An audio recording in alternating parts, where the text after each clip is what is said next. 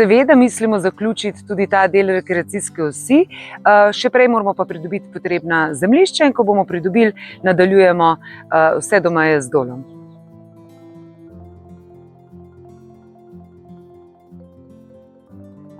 V študiju ob Kamniški Bistrici žal ne moramo postaviti pitnika, ker ne bi mogli zagotavljati čiste in kvalitetne vode. Kar pa se športnega parka tiče, vemo, da se preureja športni park, tako da bodo nameščeni v bodoče tudi dodatni pitniki.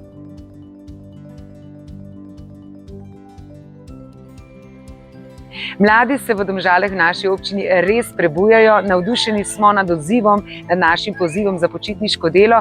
Preko 200 mladih se je javilo, žal vsi ne bodo mogli biti sprejeti, kar pa ne pomeni, da jih ne bomo vključevali na drugačne načine. Bomo pa v naslednjem letu seveda število mladih okrepili oziroma povečali, tako da res me veseli, da želijo mladi skupaj z nami polepšati Domžale in spreminjati Domžale še na lepše.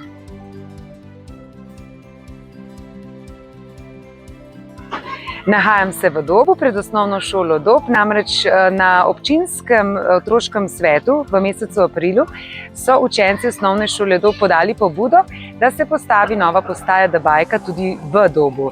In jutri odpiramo novo postajo, se veselim, tako da vljudno vabljeni tudi krajani.